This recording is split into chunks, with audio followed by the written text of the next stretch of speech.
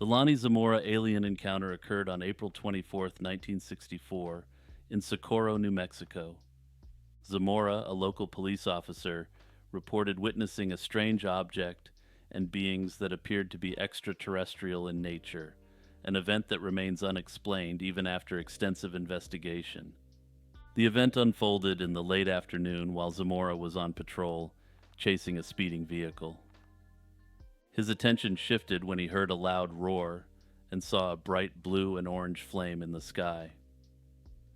He initially suspected an explosion at a nearby dynamite shack. Following the noise, he drove into a nearby desert area where he claimed to see an unusual, egg-shaped object resting on four legs. Standing near the object were two small humanoid figures wearing white coveralls. As he approached, the object emitted another loud roar and began ascending vertically, leaving behind scorched bushes and indentations in the ground where it had rested. Startled, Zamora took cover behind his car and watched as the object rose into the sky, disappearing without leaving a visible trail or smoke. The object Zamora described had no visible windows or doors, but displayed a peculiar red insignia. The incident was soon investigated by local authorities, the FBI, and the U.S. Air Force, under Project Blue Book.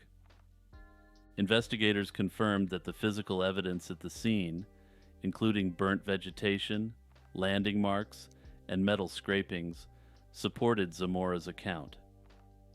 Zamora's reputation for honesty played a significant role in how seriously the event was taken. Known as a reliable officer, he had no history of making extraordinary claims or seeking attention, which led many to believe that his account was sincere. Further, over the years, multiple witnesses came forth in the area, reported seeing an object in the sky around the same time, lending further credence to Zamora's story. Despite thorough investigations, including interviews with Zamora and other witnesses, the official conclusion of Project Blue Book labeled the event as unidentified. No conventional explanation, such as the old reliable experimental aircraft or weather balloon, could be confirmed. The case stood out to Dr. J. Allen Hynek, one of the leading astronomers involved in Project Blue Book, as particularly compelling. Hynek would later remark that Zamora's encounter was one of the most puzzling he had ever examined. Over the years, some skeptics have suggested alternate explanations, including the possibility that the event was a hoax or prank orchestrated by local college students.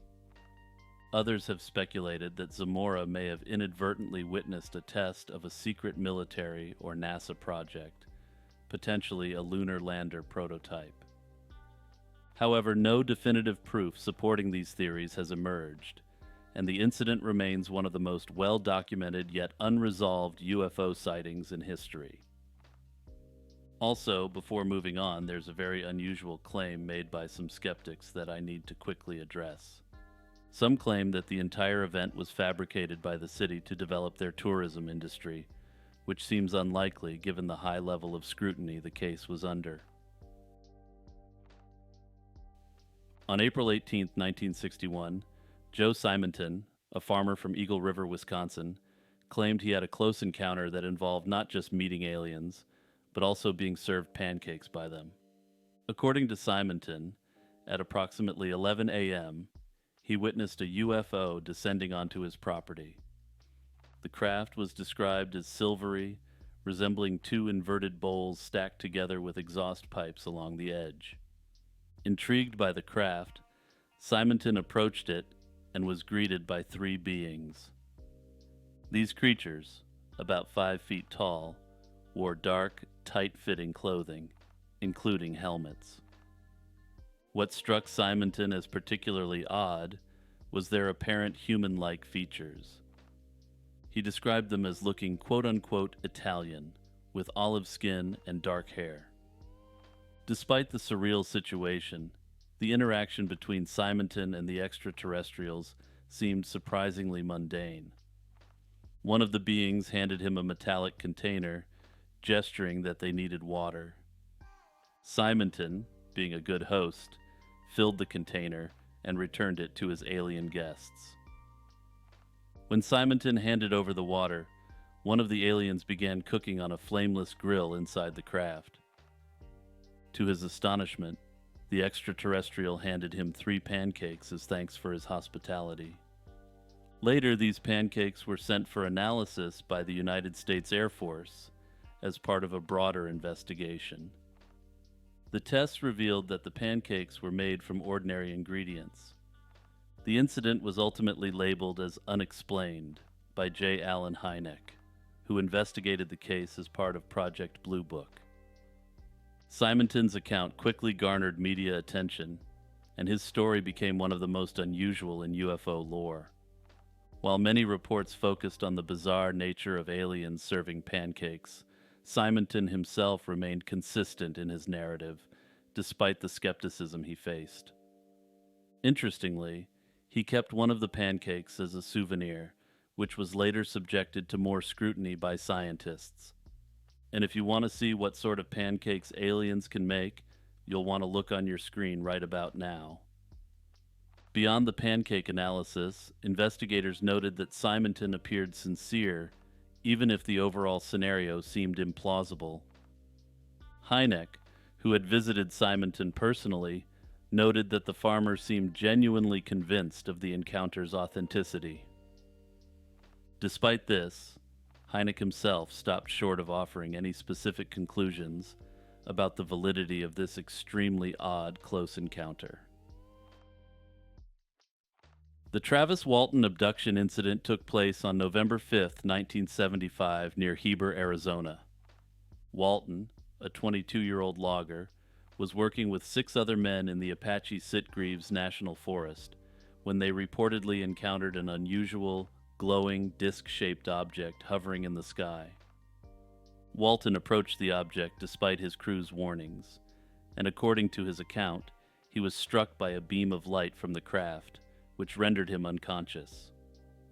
The other men, frightened by the sight, fled but returned shortly after, only to find Walton missing. This set off a 5-day search that garnered national media attention. For 5 days, Walton remained missing, and law enforcement initially suspected foul play. His co-workers underwent polygraph tests to determine if they had slain Walton, but most of them passed, while one test was deemed inconclusive. Walton's sudden reappearance on November 12, 1975, added to the intrigue. He was found in a state of confusion, claiming to have been abducted by alien beings. Walton later described his experience aboard a spacecraft, where he encountered both small, gray humanoid beings and more human-like figures, which he referred to as Nordic aliens. These entities, according to Walton, conducted experiments on him, although he managed to fight off his captors at one point. In the years following the incident, Walton has maintained his story, recounting it in interviews, a book titled The Walton Experience, and the 1993 film Fire in the Sky, which dramatized his abduction. The other men involved have largely stood by their version of the events as well, despite skepticism and accusations that the incident was a hoax or a publicity stunt. The H.G. Shaw incident is one of the earliest recorded cases of a modern alien abduction attempt, taking place long before abduction narratives became fairly common in the 1960s. On November 25, 1896, Colonel H.G. Shaw, accompanied by his friend Camille Spooner, was traveling by horse and buggy through the countryside near Stockton, California. Shaw was a well-regarded man in his community and was in charge of organizing an exhibition for an upcoming fair in Fresno. The quiet journey was abruptly interrupted when their horse froze in terror. The cause of the animal's fear soon became clear. 3 humanoid figures emerged from the roadside, described as being around 7 feet tall, with spindly limbs and hair covering their bodies. Shaw and Spooner noted that these beings had large eyes, small mouths, and no noticeable ears. Shaw's description of the beings goes further, detailing how they communicated in a strange, chirping manner and carried bags with hoses, which they appeared to use for breathing. The beings also possessed egg-shaped lamps that emitted a soft glow. When the two attempted to interact with the entities, Shaw reported that the beings made efforts to abduct them. However, the aliens were unsuccessful, seemingly lacking the physical strength necessary to overpower the two travelers. After failing to kidnap Shaw and Spooner, the beings retreated towards a bridge where their cigar-shaped craft hovered over the water. The spacecraft itself was described as roughly 150 feet long and 25 feet in diameter. As Shaw and Spooner watched, the beings gracefully leaped into the air and entered their craft, which then swiftly ascended and disappeared from sight. Shaw was convinced that the beings were from Mars, a common belief during the era when the notion of Martian life captured the imagination of the public. Some speculate that this was one of the first documented alien abduction events in the modern age. Further, the description of the entities using a hose and a bag in an apparent attempt to breathe on Earth has lent credibility to the claim according to believers. Howard Menger is known for his claims of contact with extraterrestrials. Born in 1922 in Hunterdon County, New Jersey, Menger's story began when he was just 10 years old. He claimed to have encountered a beautiful blonde woman in the woods near his home who revealed herself to be a Venusian, an inhabitant of Venus. This was the first of many alleged encounters with extraterrestrials that Menger would report throughout his life. Menger's claims gained widespread attention in the 1950s, during a period when the American public was becoming increasingly fascinated with UFOs and the possibility of alien life. His stories included not just sightings, but also physical encounters with extraterrestrials, who he said were human-like and benevolent. These beings, according to Menger, were concerned with humanity's use of nuclear weapons and the potential for self-destruction, a common theme at the time. One of the intriguing aspects of Menger's story is his claim of being taken aboard a flying saucer. In August 1956, he reported that he was invited aboard a spacecraft where he was shown alien civilizations on other planets and structures on the moon. Another curious figure associated with Menger is Valiant Thor, who supposedly visited Menger's farm in High Bridge, New Jersey. Valiant Thor claimed to be a Venusian on a mission to prevent nuclear war on Earth. His story was later popularized by Dr. Frank Stranges, who claimed to have met Thor and continued to disseminate his message. Valiant Thor's tale, much like Menger's, is a blend of the mysterious and the fantastical, leaving many to wonder about the truth behind these extraordinary claims. Menger's personal life also intertwined with his extraterrestrial encounters. He met a woman named Connie Weber, whom he believed to be the reincarnation of a Venusian he had known in a previous life. The two married and together became prominent figures on the UFO lecture circuit. They even produced an album titled Authentic Music from Another Planet, which they claimed was inspired by their otherworldly experience. In 1959, Menger published his book, which detailed his experiences and the messages he claimed to have received from his extraterrestrial contacts. However, by 1960, Menger made a surprising move. He recanted many of his claims during a television appearance, stating that he had been part of a government experiment. This experiment, he alleged, was to test public reaction to potential alien contact. This admission cast a shadow of doubt over his previous assertions, but Menger later retracted this statement, leaving the true nature of his experiences a mystery. Menger's legacy in the UFO community is mixed. To some, he is a charming figure from the golden age of UFO contactees, a man who may have been deluded or deceptive, but nonetheless contributed to the UFO lore. To others, Menger's stories, filled with inconsistencies and recantations, serve as a cautionary tale about the power of belief and the human capacity for self-deception. Later in his life, he once again began to assert the reality of his experiences, though by that time his claims garnered fairly little interest. The Westall UFO incident occurred on April 6, 1966, in the Melbourne suburb of Westall in Australia. What makes this case particularly intriguing is the sheer number of witnesses. Over 200 students, teachers, and nearby residents observed the phenomenon. The event unfolded during the late morning, at around 11 a.m., when students and staff from Westall High School and Westall State School spotted a strange object in the sky. The object was described as a gray, saucer-shaped craft with a dome on top. According to witnesses, it hovered silently over the school grounds and surrounding fields for several minutes. Some reports indicate that the craft changed shape, stretching into an elongated form before returning to its saucer-like appearance.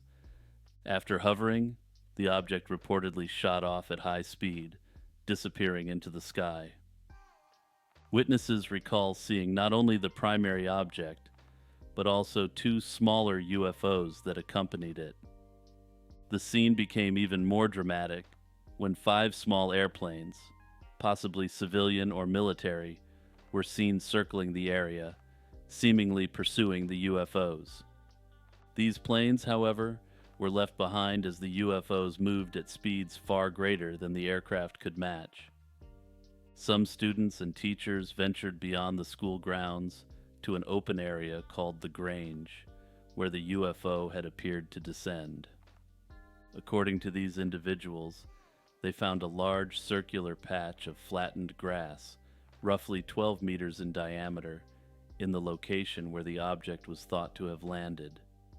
The grass within the circle was swirled in a particular direction, and there were no tracks or signs of human or vehicle interference. The response from authorities and the school's administration was swift and unusual. The headmaster of Westall High School held an assembly later that day to downplay the incident. He told the students that they had not seen anything significant and instructed them not to discuss the matter further, especially with the media. Several students recall seeing men in suits at the assembly, presumed to be government officials, who reinforced this message. This unusual reaction raised suspicions of a cover-up, especially as some students reported being directly approached and intimidated by these mysterious individuals. Despite or perhaps because of these efforts to silence the witnesses, the Westall incident has remained a subject of public interest in UFO research. One theory suggests that the UFO was a weather balloon released during a joint Australian-American program aimed at monitoring radiation levels following British nuclear tests. These skeptics suggest that there is evidence that a runaway balloon might have drifted over the area that day, and its silver appearance could match some descriptions of the UFO. However, many witnesses have rejected this explanation, citing the extraordinary speed and maneuverability of the object, as well as its sudden disappearance. These are characteristics which are naturally inconsistent with the behavior of a balloon. Others have speculated that the object could have been a secret military aircraft, either from the Royal Australian Air Force or the United States Air Force. Given the Cold War context and the proximity of Westall to a military base, this theory has gained some traction, though it remains unproven. The Ilkley Moor UFO incident centers on the experience of Philip Spencer, a retired police officer. He reported a close encounter with a UFO and an extraterrestrial being on December 1st, 1987, while walking on Ilkley Moor in Yorkshire in the UK. Philip set out early in the morning with his camera, aiming to photograph strange lights reported in the area. As he walked across the moor, he encountered a small green humanoid creature with large eyes and pointed ears. Acting on impulse, Spencer took a photograph of the being, which then fled. Spencer pursued the creature and witnessed a large domed UFO taking off from the moor and disappearing into the sky. Spencer's photograph of the alleged alien has been the subject of extensive scrutiny. The image, while blurry, showed a figure that did not match any known animal. Initial analysis by wildlife photography experts and further examination at Kodak laboratories confirmed that the photograph wasn't tampered with. Spencer's experience did not end with the photograph. He reported feeling disoriented and noted that his compass was pointing south instead of north. Additionally, upon reaching the nearest village, he realized that the town clock indicated an hour had passed, although he felt only a short time had elapsed since his encounter. To retrieve more details about the incident, Spencer underwent hypnosis. During these sessions, he recounted being abducted by the beings he photographed and taken aboard their craft. He described a room filled with bright lights and advanced technology, and how he was examined by the entities. These hypnosis sessions added a layer of complexity to the case, providing a narrative of abduction and interaction with extraterrestrial beings. While some believe his account is genuine, others are skeptical, attributing it to hallucinations or a hoax. Proponents argue that Spencer's detailed descriptions and the physical evidence of the photograph support a genuine encounter with an alien being. Skeptics suggest that Spencer might have experienced a psychological episode, perhaps triggered by the isolation and eerie atmosphere of the moor. However, the photograph remains a focal point of the incident. Despite advanced analysis, including enhancement attempts in the United States, the lack of any evidence suggesting manipulation keeps the image at the heart of the mystery. Hey everyone, it's Jimmy here, just reminding you to like and subscribe and to hit the notification bell. Also, if you're enjoying the video so far, don't forget to hit the share button and send my video to your friends and family. In the early morning of August 7th, 1566, the citizens of Basel, Switzerland, witnessed a series of unexplained celestial events that have intrigued historians and scholars for centuries. The sky was reportedly filled with numerous black and red spherical objects that appeared to engage in a chaotic aerial display. These phenomena were documented in contemporary broadsheets and illustrated with woodcuts, capturing the imagination and fear of the populace. As the sun rose, large black spheres were seen darting across the sky at great speeds. Eyewitnesses described these objects as engaging in what seemed like a fierce battle, colliding with one another and changing colors from black to fiery red. The spectacle lasted several hours, leaving onlookers both awestruck and terrified. Samuel Aparius, a renowned Swiss printer of the time, produced a broadsheet featuring a detailed woodcut of the event, providing a visual record of this bizarre event. This event in Basel was not an isolated incident. Just 5 years earlier, on April 14, 1561, the city of Nuremberg, Germany, experienced a similar phenomenon. Modern scholars have attempted to provide natural explanations for the Basel sightings. One possibility is the occurrence of sundogs, atmospheric optical phenomena that create bright spots in the sky due to the refraction of sunlight by ice crystals. Another explanation could be meteor showers or celestial bodies entering the Earth's atmosphere, which were not well understood at the time. However, the descriptions of the object's behavior, moving erratically, engaging in apparent combat, and changing colors, do not align with these natural phenomena. These inconsistencies have led to alternative skeptical theories.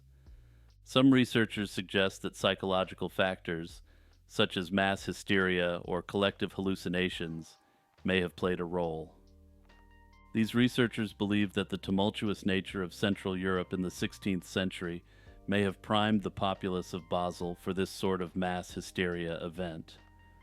Other theorists view it as an early account of unidentified flying objects, contributing to the broader narrative on UFO sightings throughout history. In April 1851, a mysterious figure named Jofar Voren appeared in the German village of Frankfurt an der Oder. This is a small village in eastern Germany, and not the Frankfurt you've definitely heard of. Jofar Voren's story began when he was found wandering, seemingly lost and disoriented. Speaking broken German and two unknown languages he called Laxarian and Abramian, Voren's presence and tale baffled the local authorities and scholars. When questioned, he explained that he was on a mission to find his long-lost brother, but had been shipwrecked during his journey. His account included details of his homeland, Laxaria, which he described as being separated from Europe by a vast ocean. He further mentioned 5 continents named Sakria, Aflar, Astar, Auslar, and Uplar, which corresponded to no known geographical knowledge of the time. Voren's religious beliefs were also highly peculiar, but somewhat intelligible to the 19th century Germans he interacted with. He claimed to practice a form of Christianity called Aspasian, which was unfamiliar to anyone in Europe. While the details of the Aspasian faith are not precisely known, he professed that it was basically the same religion practiced by the citizens of the town. His account of Laxaria and its customs, along with his inability to locate his homeland on any map, led many to speculate about his origins. Some thought he might be from a lost civilization, while others considered the possibility of an elaborate hoax. The mystery deepened when Voren was sent to Berlin for further investigation. En route, he reportedly experienced a hysterical fit and vanished into the woods, never to be seen again. This disappearance prompted various theories over the years. One popular theory suggests that he might have been a time traveler or someone who slipped through a parallel universe. The idea of teleportation or dimensional travel stems from the fact that his account included advanced geographical knowledge and completely unknown languages. Another theory suggests that he was an alien entity of a humanoid variety. However, this is a contemporary theory that wasn't widely discussed at the time. Such theories, while speculative, highlight the human fascination with the unknown and the unexplained. Others propose more mundane explanations, such as the possibility that the man was suffering from a psychological break. However, it was noted that he was calm and collected until the incident where he vanished into the woods, somewhat diminishing this possibility. Alternatively, it has been suggested that it was part of a sophisticated hoax designed to challenge or amuse the scientific community of the time. Others have suggested that the story itself is a fabrication. However, contemporaneous German sources have recently been discovered, lessening this possibility. However, it's always theoretically possible that the story was fabricated by local newspapers at the time. The lack of physical evidence and the inability to trace his origins have kept his story alive in the annals of unexplained mysteries. The Bass Strait Triangle is an area off the southeastern coast of Australia, notorious for unexplained disappearances and mysterious occurrences. This body of water, which separates the Australian mainland from Tasmania, has been the site of numerous incidents over the past century, leading to its reputation as a region of intrigue and speculation. The Bass Strait has a long history of maritime and aviation mishaps, starting as early as the 19th century. One of the earliest notable incidents occurred in 1920 when the SS Amelia J., a ship navigating these waters, disappeared without a trace. This disappearance was followed by the loss of 2 military aircraft sent to search for it. In 1934, the Bass Strait claimed the Miss Hobart, a commercial airliner carrying 9 passengers and 2 pilots. The aircraft vanished in perfect weather conditions, and no wreckage was ever found despite extensive search efforts. Adding to the mystery, the crew reported strange noises and an unexplained aerial machine before losing contact. Another similar incident involved the Lewina in 1935. This aircraft, en route from Melbourne to Tasmania, also disappeared under mysterious circumstances. Some wreckage was found, including seats and parts of the plane, but no conclusive explanation was ever provided. These early 20th century events set the stage for the area's eerie reputation. Perhaps the most famous case associated with the Bass Strait Triangle is the disappearance of Frederick Valentich in 1978. Valentich was a 20-year-old pilot on a training flight over the Bass Strait when he reported to air traffic control that he was being followed by an unidentified flying object. This incident sparked widespread theories, including alien abduction, due to the bizarre details and the absence of any wreckage. Also be sure to stay tuned because I'll be discussing this alien encounter in detail shortly. Several theories have been proposed to explain the disappearances in the Bass Strait Triangle. Some attribute the incidents to the dangerous and unpredictable weather patterns in the region, which is known for sudden storms and rough seas. The strong winds and unpredictable conditions can quickly turn treacherous, especially for small aircraft and ships. However, the more mysterious explanations involve potential extraterrestrial activity. There have been reports of unusual lights in the sky over the Bass Strait, which some link to UFOs or other unexplained phenomena. While many of the incidents can be explained by natural factors like treacherous weather or human error, the more mysterious aspects continue to be speculated upon. As with the Bermuda Triangle, skeptics point out that any heavily trafficked area of the ocean is likely to have what some people may view as an uncanny amount of unusual activity. On November 23, 1953, First Lieutenant Felix Moncla and his radar operator, Second Lieutenant Robert L. Wilson, were on a mission that would end in their mysterious disappearance over Lake Superior. The incident not only sparked immediate concern, but also led to a wide array of speculations that continue to fuel UFO conspiracy theories today. The incident began when a radar station at Calumet Air Force Station, located on Michigan's Keweenaw Peninsula, detected an unidentified aircraft in restricted airspace near Lake Superior. This unidentified aircraft was reportedly flying off course by about 30 miles, and the situation prompted the immediate scrambling of an F-89C Scorpion from Kinross Air Force Base. The aircraft, piloted by Moncla with Wilson as his radar operator, was designated as Avenger Red and tasked with intercepting the unknown aircraft. Guided by ground control radar, the F-89C climbed to an altitude of 25,000 feet and then descended to 7,000 feet to close in on the target. As the jet approached the unidentified object, the radar operators witnessed a puzzling event. The blips representing the two aircraft merged into one. Moments later, the blip representing the F-89C disappeared entirely from the radar screen, as did the unidentified object shortly thereafter. The sudden disappearance of the aircraft triggered an extensive search and rescue operation involving both American and Canadian forces. Despite the combined efforts, no wreckage was found, and no trace of Moncla, Wilson, or their aircraft was ever recovered. The official report from the United States Air Force initially suggested that the F-89 had successfully intercepted the target. U.S. officials identified it as a Royal Canadian Air Force C-47 Dakota. After the successful interception, the official report indicates that Moncla then likely crashed due to pilot vertigo. However, this explanation was quickly refuted by Canadian officials, who stated that no such aircraft was in the area at the time. Notably, it's entirely unclear why U.S. officials communicated such a story without first clearing it with Canadian officials.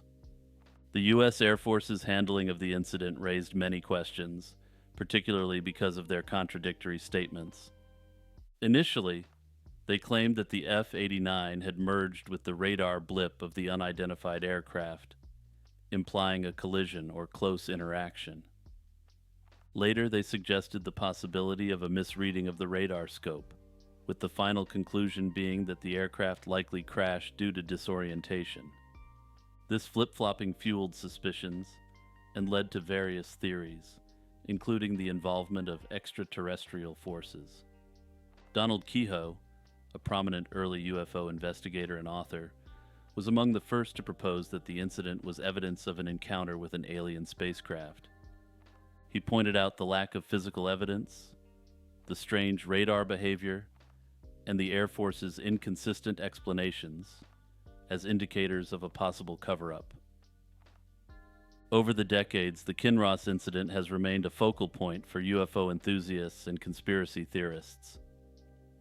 In 1968, reports emerged of aircraft debris found on the shores of Lake Superior, but these were never conclusively linked to Monclaw's F-89. In 2006, a group calling itself the Great Lakes Dive Company claimed to have found the wreckage of the F-89, along with what they described as parts of a UFO. However, this claim was later exposed as a hoax, further muddling the waters of an already complex mystery. The U.S. government's official stance remains that the disappearance was an unfortunate accident, likely caused by disorientation or mechanical failure and by the weather conditions. However, the absence of definitive evidence and the mysterious merging of radar blips continue to provoke speculation. On October 4, 1967, the fishing village of Shag Harbor, Nova Scotia, became the focal point of the event, often dubbed Canada's Roswell. It began around 11 p.m. when multiple witnesses reported seeing a series of flashing lights descend rapidly towards the harbor before crashing into the water. The object, described as about 60 feet in diameter, emitted a bright orange glow and appeared to be in distress. Eyewitness Laurie Wickens and his friends initially thought they were witnessing an aircraft accident. Concerned for possible survivors, Wickens immediately contacted the Royal Canadian Mounted Police, better known as the RCMP. Within minutes, local fishermen, the Coast Guard, and other rescue personnel converged on the scene, expecting to find wreckage and survivors. However, despite thorough searches, no debris or bodies were found. This event prompted a series of investigations by various Canadian authorities, including the RCMP, the Canadian military, and the Department of National Defense. Divers were dispatched to search the waters where the object had supposedly sunk, but they found no evidence of a crash. The meticulous documentation and multiple government investigations have lent considerable credibility to the event. Despite this, no conclusive explanation has ever been determined, leaving the incident a complete mystery. One hypothesis suggests that the object was a secret experimental aircraft, potentially from the United States or even the Soviet Union, given the Cold War context of the era. Another theory posits that it was indeed an extraterrestrial spacecraft, bolstered by the unusual characteristics of the incident and the lack of conventional explanations. The Shag Harbor UFO incident remains a significant topic of interest for UFO researchers and enthusiasts. During World War II, Allied pilots reported encountering mysterious aerial phenomena known as Foo Fighters. These unexplained sightings occurred primarily over Europe and the Pacific, perplexing airmen and intelligence officials alike.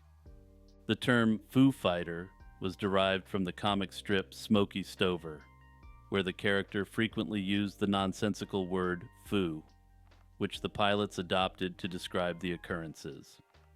The first recorded sightings began in late 1944. Pilots from a night fighter squadron reported fast-moving, glowing objects following their aircraft over Germany. These objects were described as fiery and glowing red, white, or orange. These phenomena exhibited flight capabilities beyond any known aircraft of the time. They could climb, dive, and change direction rapidly, often seeming to toy with the pilots. Attempts to engage or outmaneuver these objects were futile, as they could easily match the speed and agility of the fastest Allied planes. The inability to identify or counteract these phenomena led to growing frustration and concern among air crews. Despite their extraordinary maneuvers, the Foo Fighters never displayed hostile behavior. They did not attack or interfere with the aircraft's controls, but their presence was unnerving. The Allied command initially suspected that these sightings were linked to advanced German technology.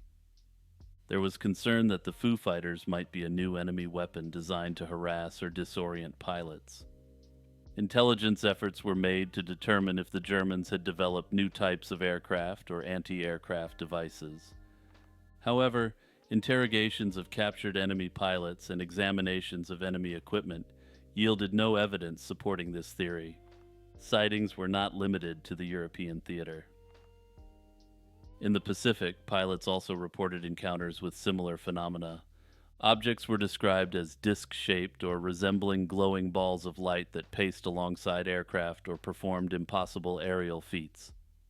Consistent reports across different regions suggested that the phenomena were not isolated incidents or localized atmospheric anomalies. Alternative explanations emerged as the war progressed.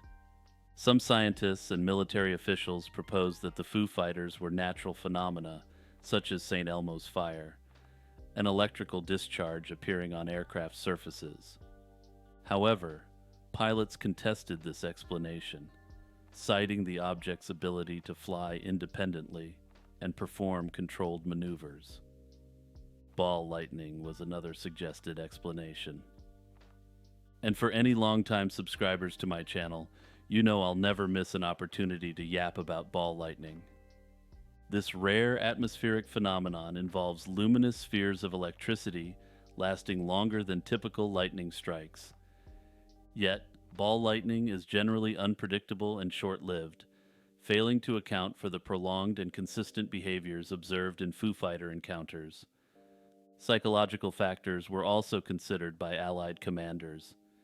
According to some theorists, the intense stress of combat missions, fatigue, and the limitations of night flying could contribute to misperceptions or hallucinations.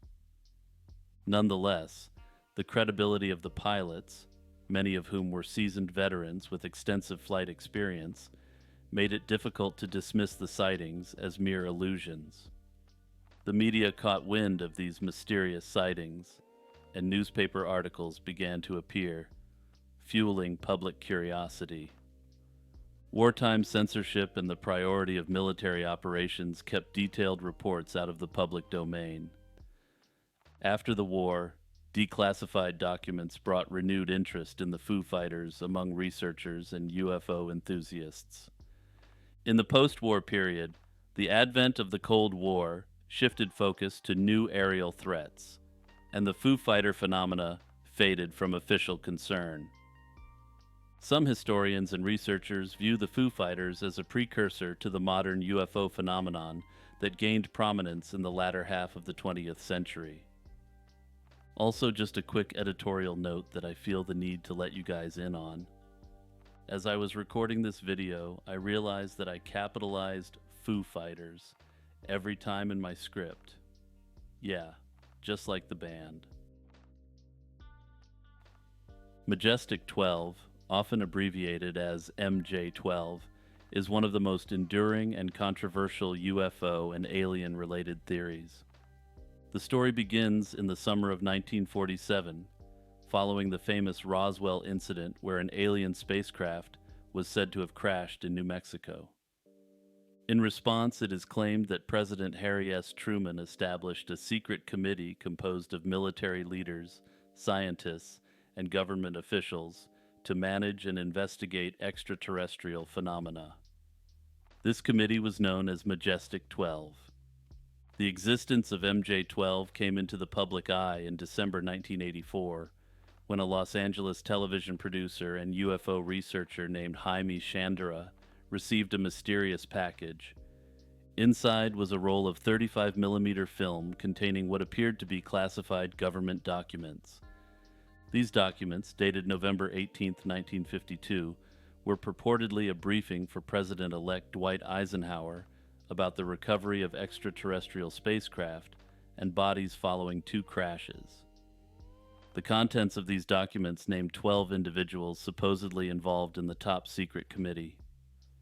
The documents detailed the handling of extraterrestrial materials and emphasized secrecy due to national security concerns. The initial exposure of the MJ-12 documents led to significant public interest and controversy. Famed UFO researchers such as Stanton Friedman and William Moore began investigating their authenticity. Moore and Chandera eventually teamed up with British author Timothy Good, who also received similar documents.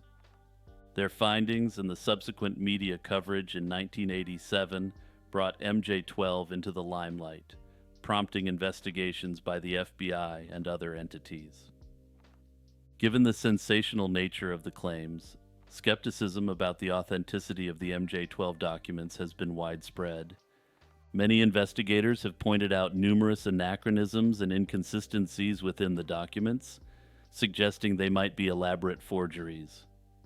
For instance, the typeface and formatting errors, as well as historical inaccuracies, have led experts to argue that the documents were likely created as part of a disinformation campaign. One of the arguments against the legitimacy of MJ-12 comes from the FBI. After conducting its investigation, the FBI declared the documents to be, quote, completely bogus. And as you know, the FBI would never lie to the American public, right? The FBI statement did little to dampen the fervor of UFO enthusiasts, who believe the documents provide crucial evidence of a government cover-up regarding extraterrestrial encounters. Theories about MJ-12 have since proliferated, with some suggesting that the documents were intentionally leaked by government insiders to obscure real UFO research projects. Others believe they were fabricated by private individuals or groups with interests in ufology. One of the aspects of the MJ-12 saga is its connection to broader UFO lore and the Cold War context. During this period, the U.S. military and intelligence agencies were deeply involved in both developing advanced technologies and countering Soviet espionage. UFO researchers suggest that some disinformation campaigns by the Air Force Office of Special Investigations might have deliberately spread UFO stories to obscure real, sensitive projects. This strategy included feeding fabricated information to prominent UFO researchers who later admitted to cooperating with the Air Force Office of Special Investigations in exchange for inside information. The story of Paul Benowitz is a notable example of this disinformation strategy. Benowitz, an electronics engineer, believed he had uncovered evidence of alien activities near Kirtland Air Force Base in New Mexico. Encouraged by disinformation, he became convinced of a vast extraterrestrial presence and shared his findings with the Air Force, only to later realize he had been misled. The true origin and purpose of the MJ-12 documents remain a mystery. As with many conspiracy theories, the allure of MJ-12 lies in its blend of plausible details and tantalizing gaps, inviting both belief and skepticism. The Rendlesham Forest incident, often referred to as Britain's Roswell, is one of the most compelling and best documented UFO encounters. And yeah, you may be noticing a theme here. The most famous UFO incident in each country is generally referred to as that country's Roswell. Occurring over several nights in late December 1980, the events took place near RAF Woodbridge, which was used by the United States Air Force at the time. Multiple military personnel reported witnessing unexplained lights and objects, leading to a series of investigations that have fueled decades of speculation. On December 26, 1980, at approximately 3 a.m., security personnel noticed unusual lights descending into the forest adjacent to the base. Believing it could be a downed aircraft, they dispatched a small team to investigate. Staff Sergeant Jim Peniston and Airman First Class John Burroughs entered the forest and soon encountered a luminous object resting on the forest floor. Also, quick editorial note, given the platform we're on, I need to be really careful how I pronounce Jim's name. Peniston described the craft as triangular in shape, approximately 9 feet long and 6 feet high, with a smooth black surface. He claimed to have touched the object, noting a warm sensation and a feeling of static electricity. Strange symbols resembling hieroglyphics adorned the surface, which he transcribed in his notebook. After a brief period, the object reportedly rose silently above the trees and accelerated at an incredible speed.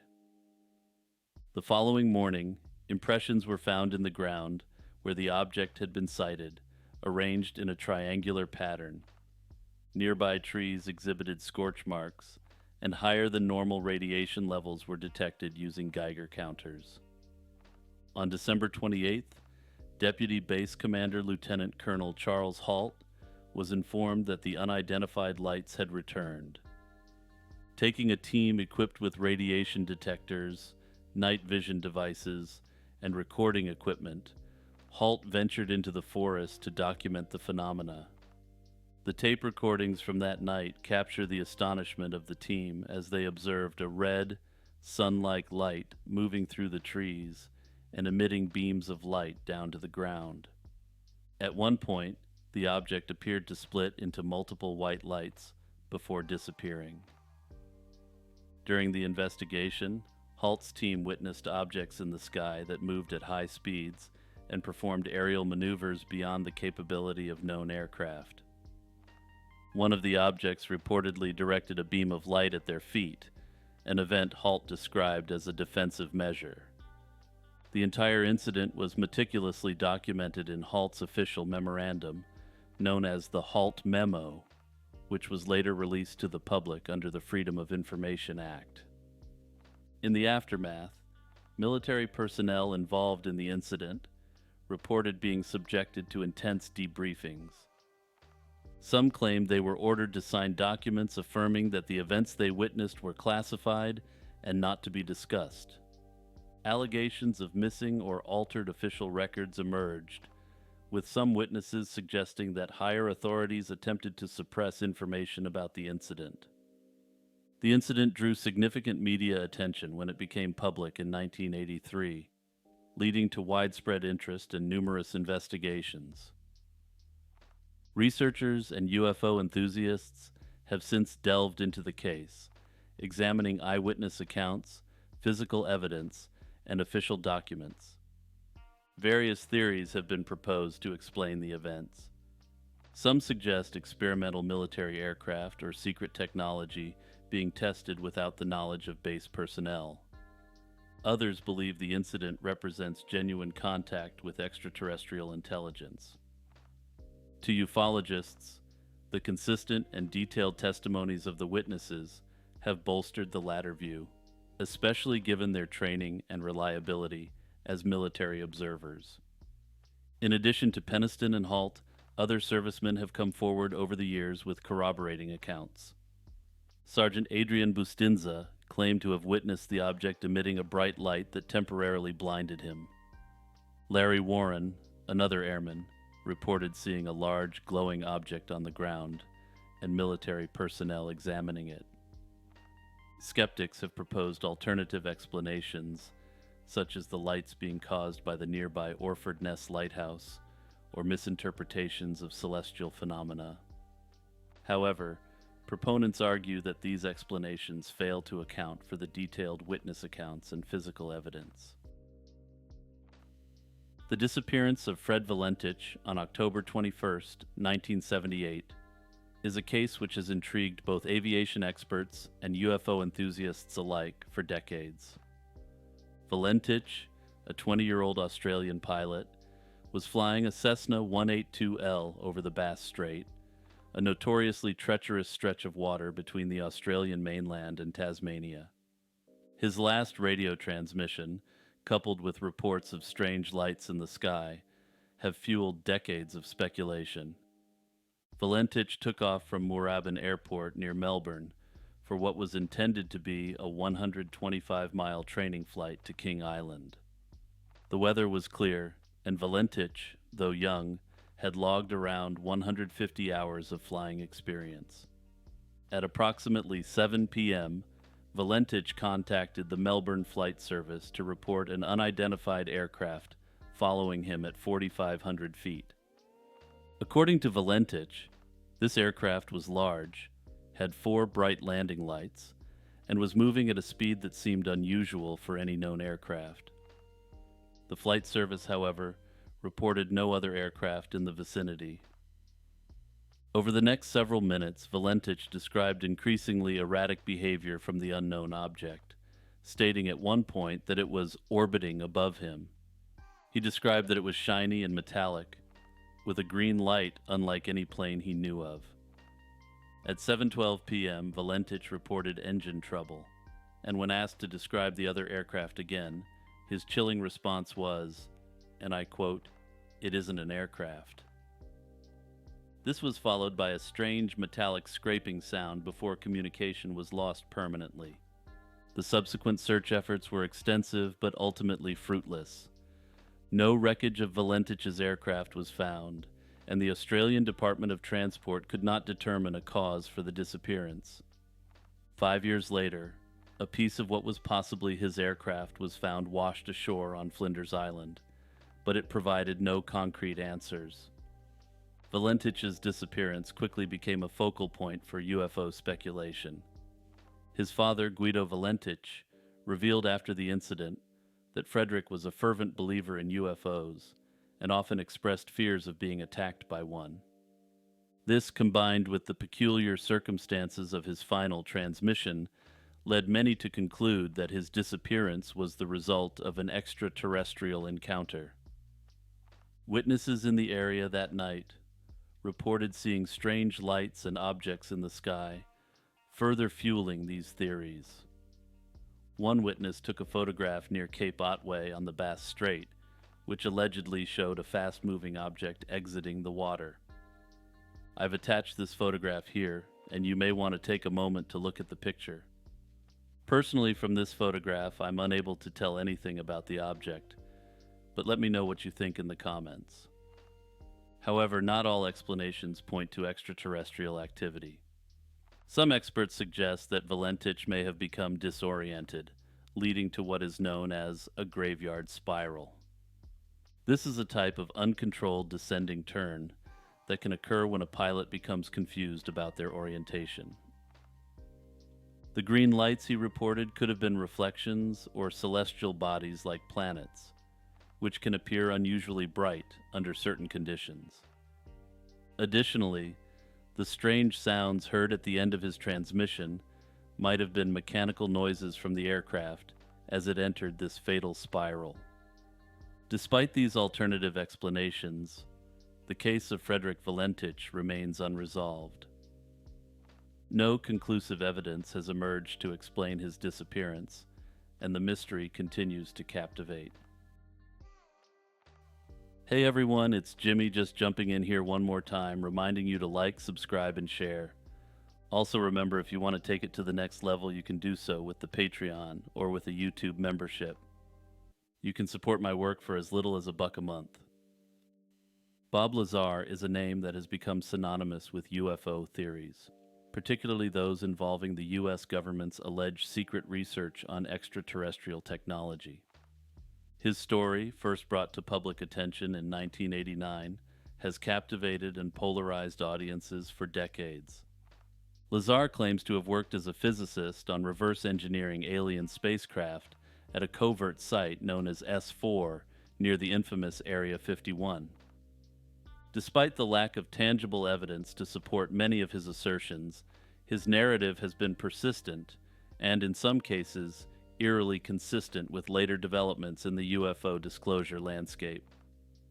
Lazar first came into the spotlight in a 1989 interview with Las Vegas news reporter George Knapp, where he appeared under the pseudonym Dennis to protect his identity. He claimed that he was employed at a facility called S4, a subsidiary of Area 51, where he worked on alien spacecraft of extraterrestrial origin. According to Lazar, the U.S. government had 9 such craft in its possession, and his job was to reverse engineer their propulsion systems. Specifically, Lazar described a gravity propulsion system powered by a then unknown element, which he referred to as Element 115. This element, later known as moscovium, was synthesized in a Russian lab in 2003, though it does not exhibit the stable properties Lazar described for use in advanced propulsion systems. Notably, while some Lazar supporters indicate his, quote, prediction of this element is significant, the periodic table had already indicated that element 115 would exist. Lazar also detailed the layout of the S4 facility, describing hangars built into the side of a mountain and advanced biometric security measures, including a hand scanner that measured bone density to confirm identity. Interestingly, this type of scanner was later revealed to have been in use at other top-secret military facilities, lending some credibility to this part of his story. Central to Lazar's claims is the description of the propulsion system used by the alien craft. He explained that the craft was powered by a reactor using element 115, which generated a gravitational field that could be manipulated to allow the craft to move through space without the effects of inertia. According to Lazar, this technology enabled the craft to warp space-time, effectively allowing for faster-than-light travel. Lazar's depiction of the craft's operation, where it would orient its belly towards its destination before accelerating, was initially dismissed as pure science fiction. However, decades later, footage released by the U.S. Department of Defense showed unidentified aerial phenomena exhibiting similar flight characteristics.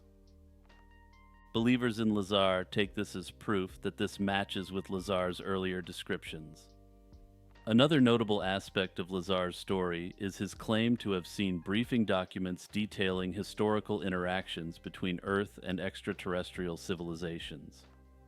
These documents allegedly describe the involvement of a species of gray aliens from the Zeta Reticuli star system, a narrative that has become a cornerstone of many modern UFO conspiracy theories.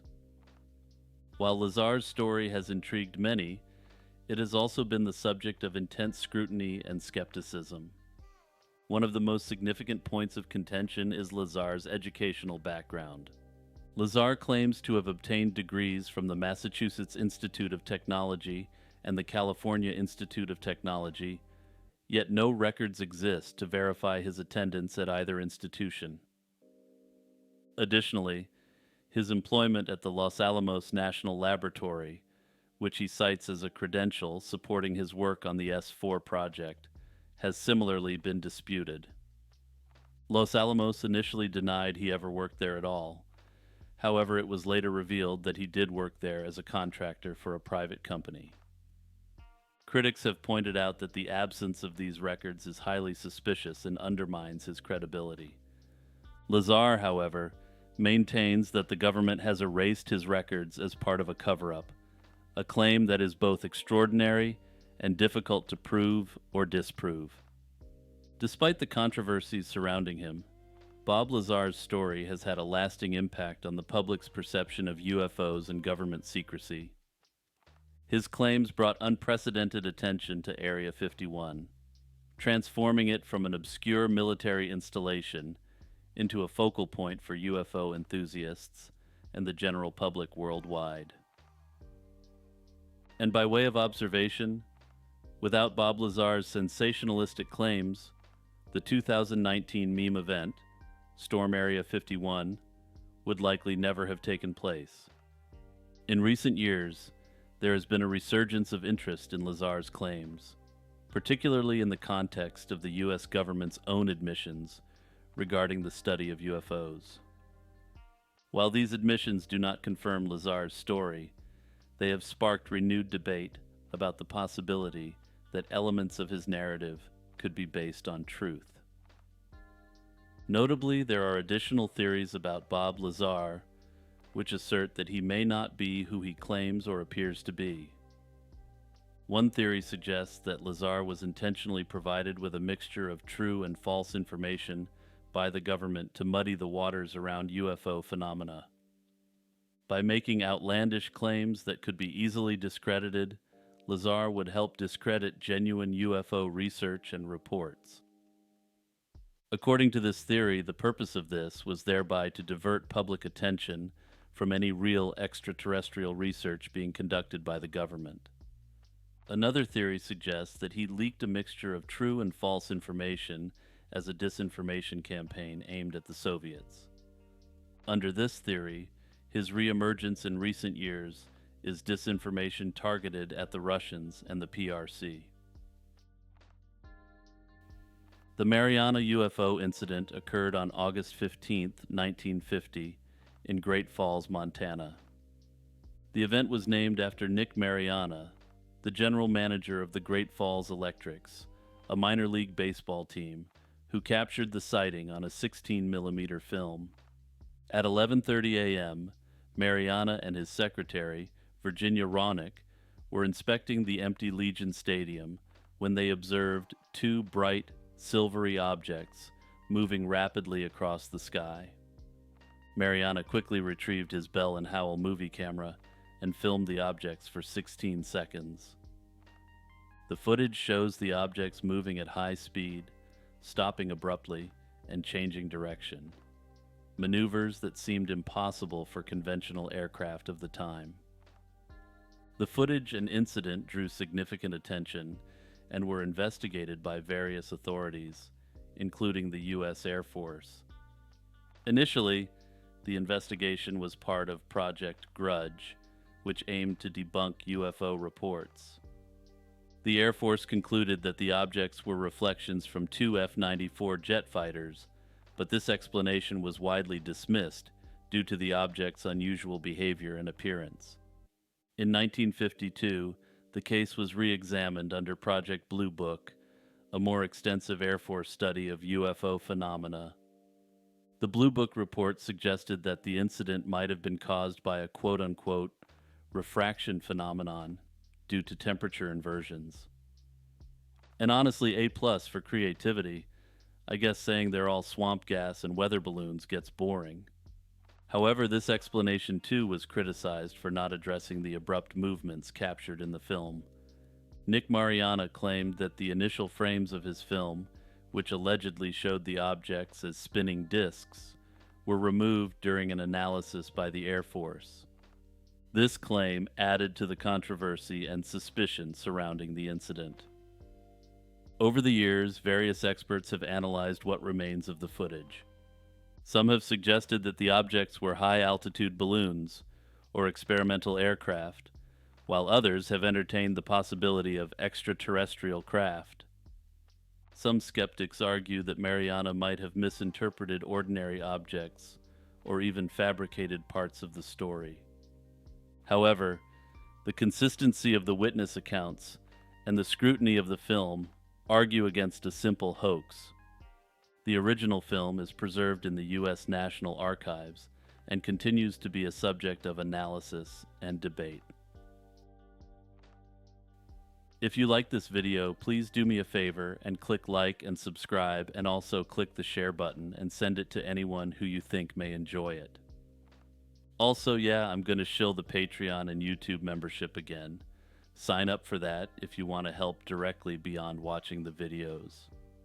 Shout out to my patrons Iced Mocha, Kurt the Squirt, Monoxide Wendigo, Jeffer Metcalf, Z Volts, Courtney Hammett, Out of Gray's Mind, Cap, Dionysus, Zach Steele, Franz Tech, Unknown Delusions, Faye, Jack Russell, Boomslang, Spookiest Becky, Vespertine, Metanova, Will Rowan, Crab Nebula, and Blasphemous.